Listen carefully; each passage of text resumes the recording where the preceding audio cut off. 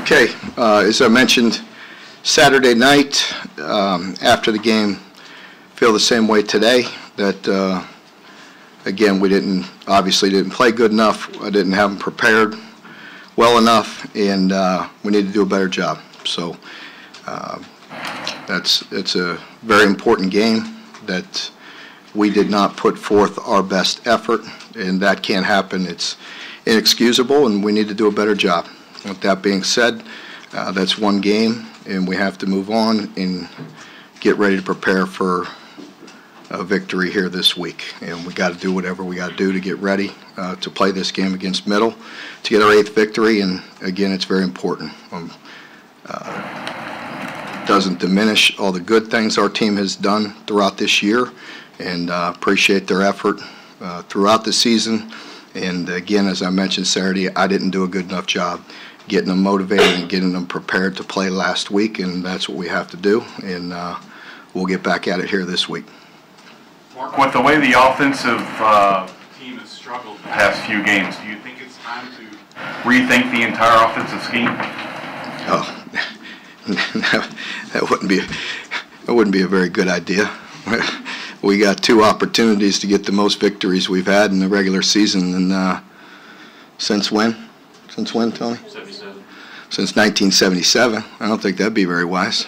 We did a lot of good things to win 7 games, and we plan on trying to get 8 and 9. So I appreciate all the good things that they did to put us in that position. Mark, That would be called panic mode. Mark, this not being an SEC game, not being a Power 5 school, do you consider this to be somewhat of a breather that's much needed? Oh, there's no team that we could say that's a breather. You know, you see it again. You see it in college football. You see it all the time. And you saw Tennessee score 7 points on Charlotte the week before and come out and play lights out against us. These are college kids. There's going to be ups and downs. You've got to be good enough to win when you don't play your best. It's very difficult to play at your peak for 12 straight weeks. And some of the teams that are competing for 13. You know, so it's difficult. You got to be good enough to overcome them. You know, when you don't play well, and sometimes you do and sometimes you don't. You know, and again, I think there's 3 teams in this league. We got a pretty good league, don't we? 14 teams in this league that have pretty good programs. I think 3 of them have a better record than us. So I don't think it's time to scrap everything. He said that he felt like maybe you guys were going through the motions Saturday. Did the film show that too? Definitely. I mean, I said it after the game. I said I was the first one to say it, and I said it to the team prior to me, prior to them talking to you, that I didn't do a very good job because we weren't ready to play at the level that we need to play at. And again, I think you could see Tennessee where maybe they played that way the week before, and they got it straightened out and came out and played with a lot of passion and energy. And our team has done that throughout this year. We didn't Saturday, and that's on me. And but I appreciate Benny, pointing those things out, and that's what leaders should do. And I don't think he's pointing at any one person, just in general. And I told him that we didn't do a good enough job. Benny also mentioned like the physicality of the team. Is there any thing you can point to the lack of, or how do you re-inject that back in? Yeah, there's a lot of things that go into it. It's like and you're not going to play very good football when it's like one person here or one person there or just little things, and that we can't do. We're at our best. You've seen us this year, and part of our recipe to winning a bunch of games is we have to make long drives. In our victories and throughout the season, we have 12, 13 play drives, and because we're not overly explosive. But you have to be very good, and you have to be very precise, and you can't have a missed assignment here, a missed assignment there, and you go down through it, and you talk about efficiency and being physical, and it looks that way. It certainly felt that way to me also. But you look at it, and 17 of 27 runs that we ran the ball, we were very efficient on, or we hit our efficiency mark of 4 yards or more. But when you miss a 3rd and 1, that kills you. That kills a drive right there. Really, on 2nd down, we had it. And we missed the cut. We tried to create a huge play instead of hitting it up in there for another 10. And then we get to 3rd and 1 and miss that. That's a big drive to start the game. Later, we have a good drive put together, one of our longer drives, and we drop the snap. And those are things that we can't overcome. That's where we have to put it all together and play clean. And the opening question about the offense, we left 2 missed field goals, and certainly we had another one, that drive, where we had 1st and 10 at the 26, I believe, going in, and we had a well-designed play right there. That it was very well set up. We felt like it was going to be an explosive play. Instead, it's 2nd and 12, or 2nd and 14, or whatever it was. And then, but defensively, we didn't play very good at all. Didn't play up to our standards whatsoever. How much could you see on the film that you missed Darius West, especially on those explosives? Definitely missed him. I think his presence in being out there and doing that. But we gave up. And then you look at efficiency.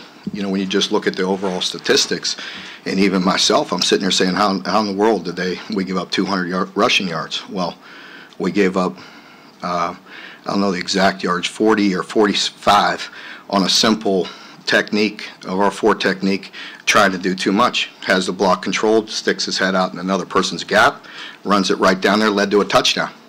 40, 45 yards, leads to a touchdown.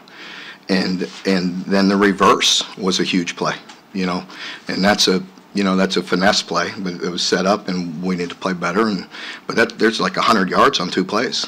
You look at the rest of it, and we had quite a few tackles for loss and 0-yard gains and things of that nature. But so just as a team, it's a team. We didn't play good enough. Definitely, offense always wants to take the hit because they look at the bottom line.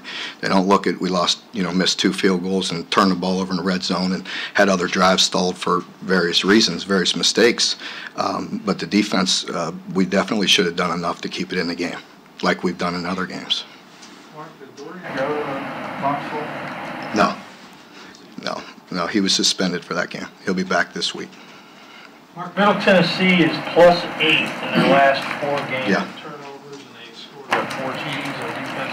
What have you seen on video of their defense? Yeah, they're creating big plays, and they're getting ahead and scoring some points, and then teams are throwing the ball, and certainly that was the case this past week with UTEP. They jumped out on a big lead on them, and they're throwing it and creating big plays. But their defense has been very good at forcing the turnovers. Their offense is good. They do a good job. They're well coached. I want to say they're 7-1 in their conference, and so obviously anytime you're leading your conference, you're a good football team. Mark, is that when whether it's offense or defense, when you're struggling sometimes, do kids sometimes not trust the scheme and try to do too much? You mentioned the play. Yeah, I think that's part of it. I do. I think it's a little of that, and that's where everybody needs to watch the film and not hit panic mode. It's about doing what we control the things we control, doing what you're supposed to do, and that's a perfect example of again, it leads to a touchdown when just he had the block controlled, just wanted to peek and do his own thing. It creates an explosive play for no reason. Mark, is Terry making good decisions on? It seems like he doesn't pull it out and run it very much on RPMs. Yeah, no, I think there was a couple in that game when we watch it and see that it would have been 50-50 on a pull or not to pull. But he's not been perfect on all his reads, even with where to go with the football at times, but he's doing some good things. It's not all on him. Again, that's one of those games where it is aggravating to everybody because when we have guys open, the protection wasn't there. When guys were, when we had protection, we didn't get guys open or complete it. And then there are a few where he's going to the wrong side, but there's a lot of moving pieces, and he has to see all that, and he is getting better. But the decision making has been, it's been good. He's doing some good things. We just, we have to play well around him. And we again we need to be very precise. The complete game changers, we don't have a lot of them on offense. So You know, we got to make sure we execute and we're very efficient in what we do.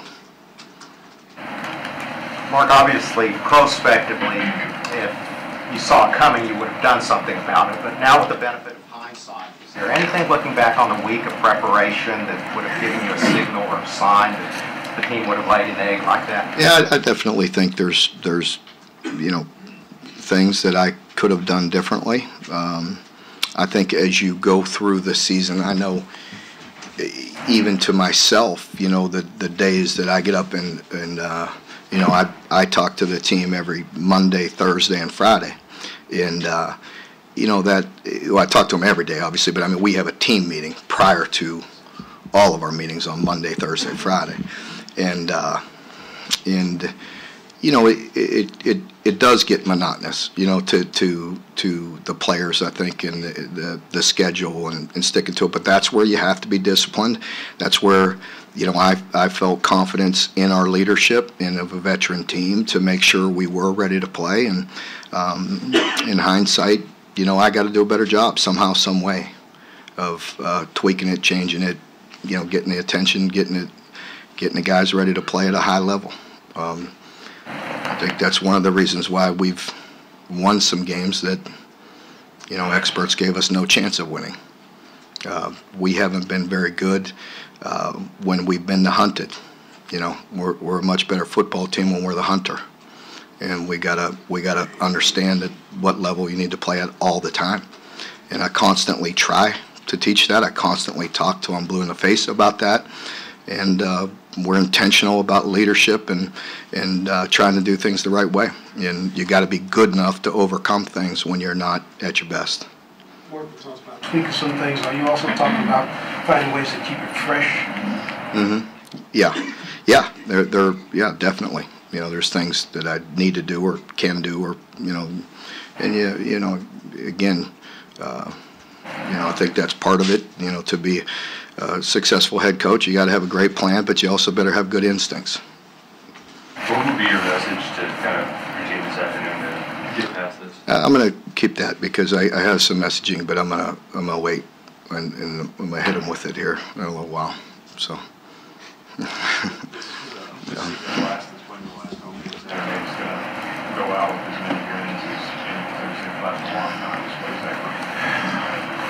I appreciate that, John. I'd like you to rephrase that a little bit louder so everybody could hear that. Oh, seriously.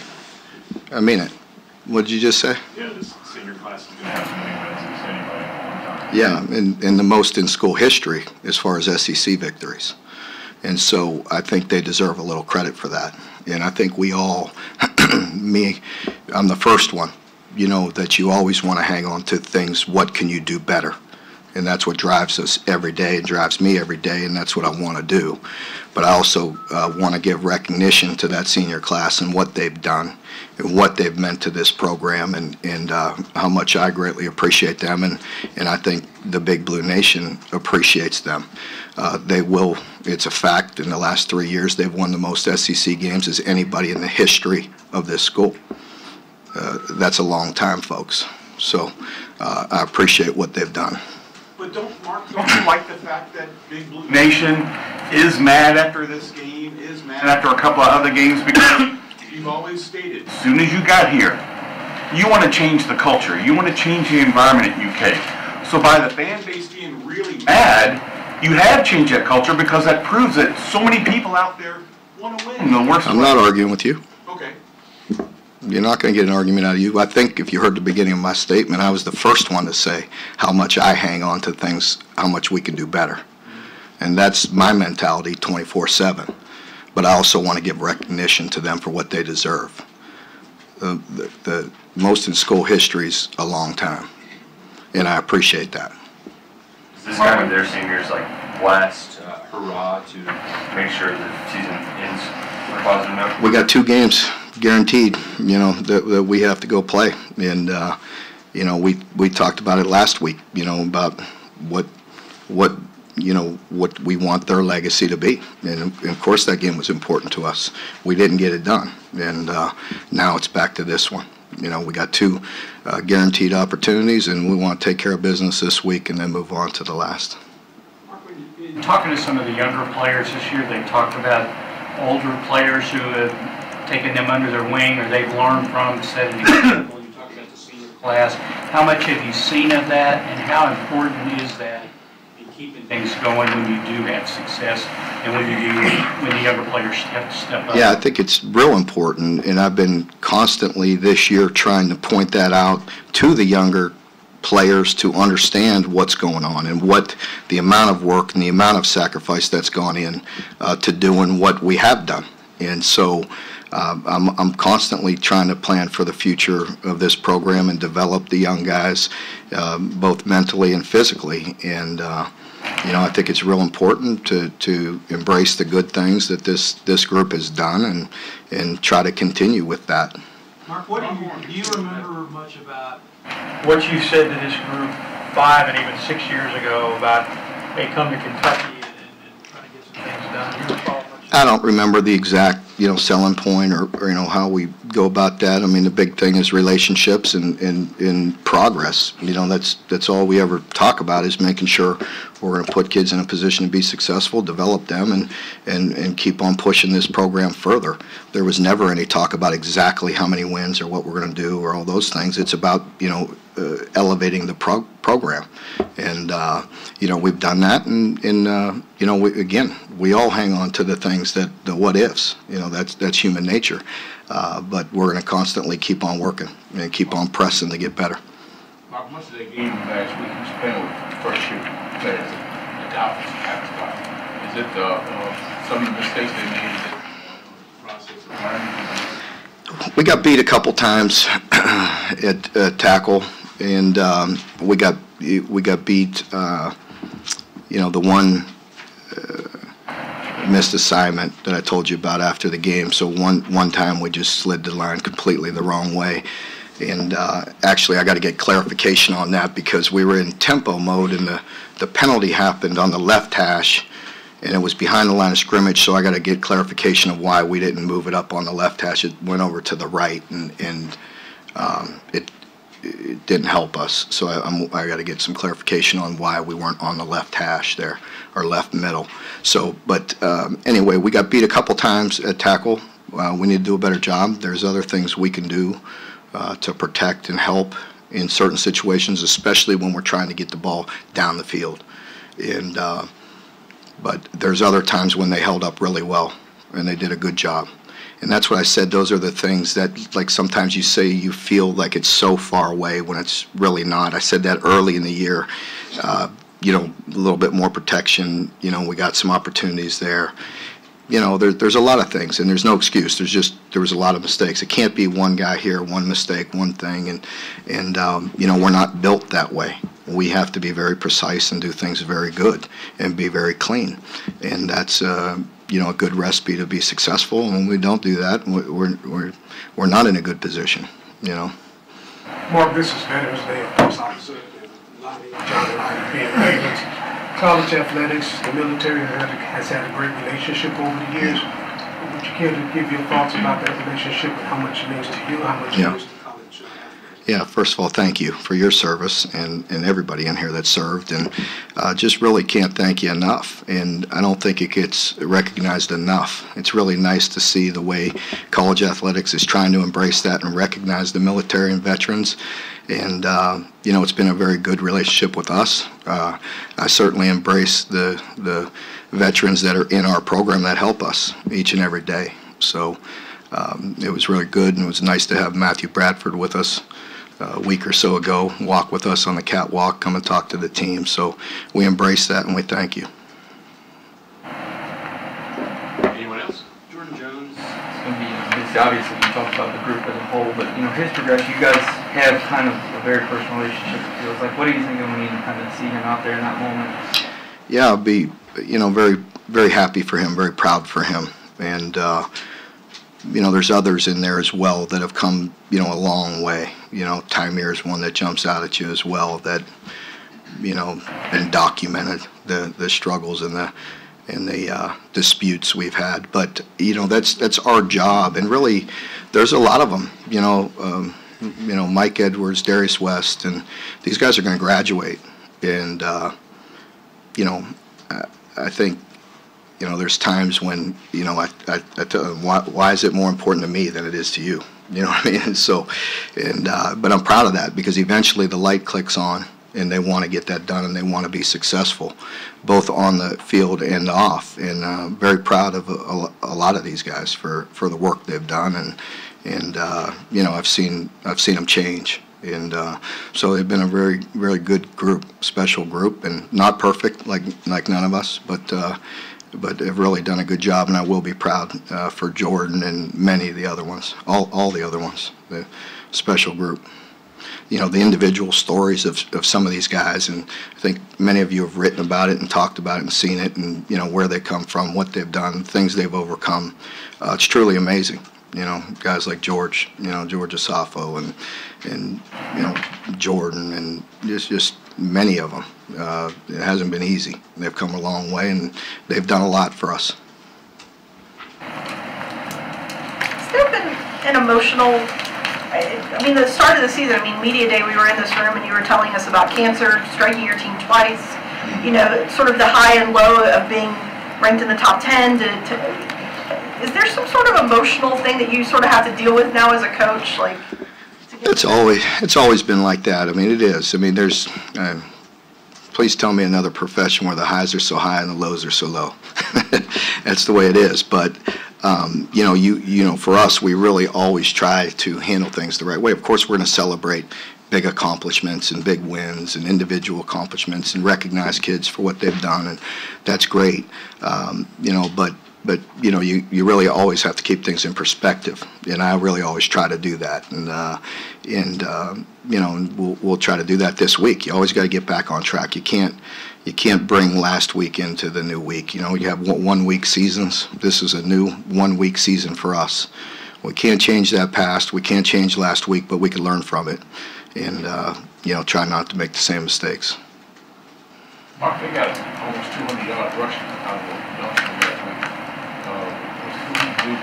week. We run the guys like that down Tenn. Yeah. We got to just do what we do and play really fundamental football. It's like I said last week with giving up, you know, 2 explosive runs, and, you know, we're really stout and you know, pretty stern, and you know, you could look at 35, 36, 37 runs, and we're pretty darn good. And you could look at a couple and give up 100. And that can't happen. That's not the way you play winning football, and so we all have to do all of our jobs all the time, and that's the big thing. And that's where our kids mean well. It's not for, you know, their intentions are right. And that's like last week when I talked about it. I believe, you know, the intentions was right, and all I talked about last week was actions. About, you know, I know they mean well. I know they want to do good, and there's nothing intentional about it. But our actions are loud. You know, speak louder than words, and what we do, and what are we going to do about it? And obviously that didn't get done. So we got to make sure we do it this week.